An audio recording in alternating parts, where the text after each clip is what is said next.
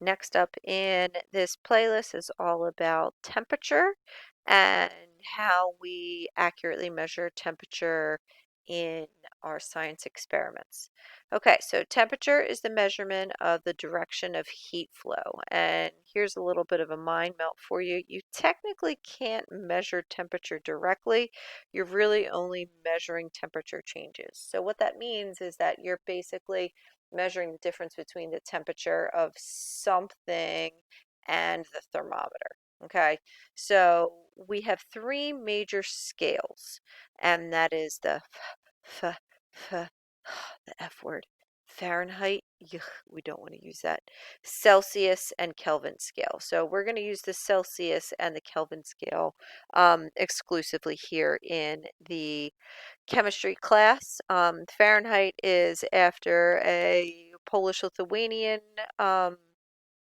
scientist who basically figured out how cold temperatures were and how cold it could get in Lithuania, and made a very, very poor judgment by saying 0 degrees Fahrenheit is as cold as it goes.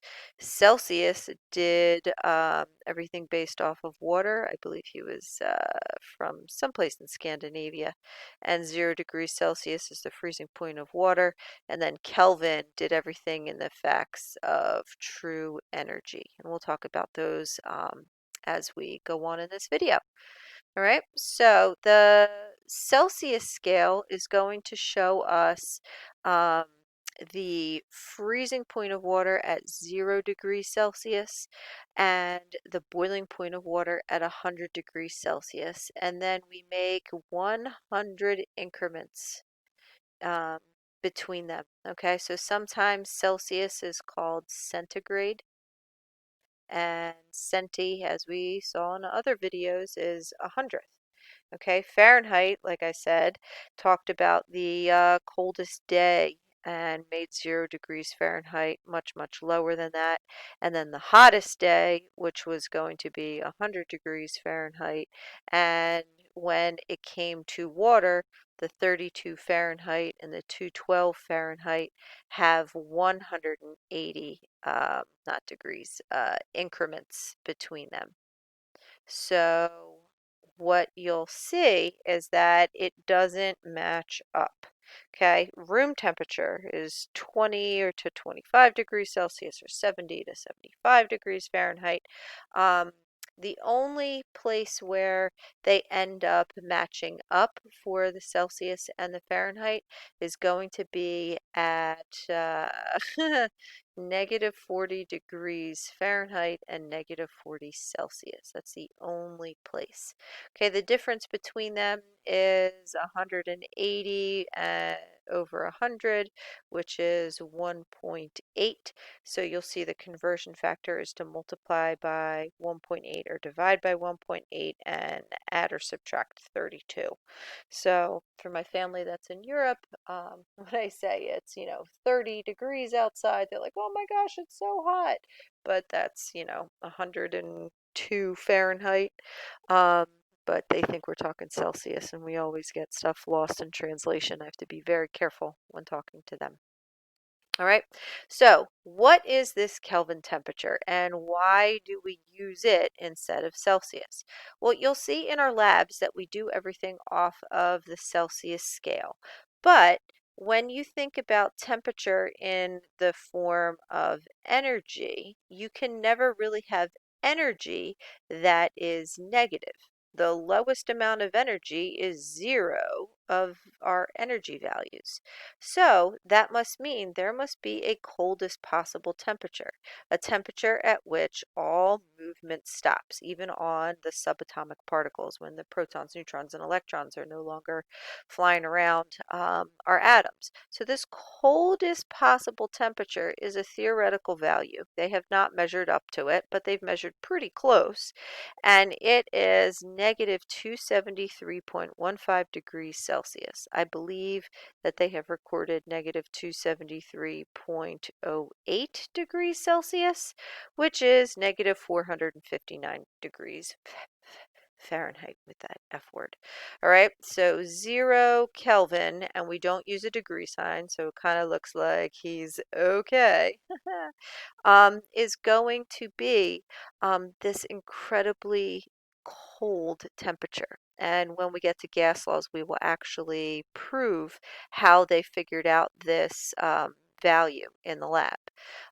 So 0 degrees Celsius over here is, okay, the freezing point of water, and 32 Fahrenheit. All right, then we have our dry ice, which we know is pretty cold, negative 78 degrees Celsius, which is negative 108 Fahrenheit. Liquid air, which is liquid nitrogen, is at negative 191 or negative 312 Fahrenheit. And absolute zero is even colder, negative 273 or negative 459 Fahrenheit. So to help you with this in perspective, all right, Fahrenheit, okay, 0 degrees Fahrenheit. Yeah, that's really cold outside. That's like Alaska weather. All right, so it's pretty nasty and you couldn't really do much. All right, 100 degrees Fahrenheit. Yeah, that's really hot outside. That's going to be Arizona weather. All right, 0 degrees Celsius, it's fairly cold. That's like what it gets here in Pennsylvania. If it were 100 degrees, oh, you'd be so dead because that would end up being like 300 Fahrenheit, something crazy like that. All right, 200 Fahrenheit, 250 Fahrenheit. And then if you were 0 degrees Kelvin, you would be dead because this is negative 273 degrees Celsius. And 100 degrees Kelvin, yeah, you'd still be dead because this is negative 173. And that's liquid nitrogen levels, and that would be really, really, really cold. So Celsius, Fahrenheit, and Kelvin are definitely different temperature scales. So units matter. Make sure that you remember that. All right, so let's get back and forth between our Kelvin and our Celsius scales. So our Kelvin temperatures, okay, we're going to add 273. This is going to be the one that we're going to use the most here. And if you're in Kelvin and you want to get out of Kelvin, you just subtract 273. So if you want to know what 98 Kelvin is, so you have 98 Kelvin, you subtract 273 in your calculator ever so nicely, you would get negative 175 degrees Celsius. You can have negative values for degrees Celsius. You cannot do that in your Kelvin scale. So if you are at 159 degrees Celsius, you add 273, and in your calculator you would get 432 Kelvin. Okay, there are no negative Kelvin temps. All right, so hopefully that helps you with that. One of the movies, the original Fantastic Four, Chris Evans, before he was Captain America, he played the Human Torch, and they talk about his temperature, and they do everything in the Kelvin scale. If you do anything with light and photography, you'll know about, or astronomy, you'll know about temperatures of stars, and everything is based on the Kelvin system. So that's what we got. There's Kelvin and Celsius, and don't use the F word.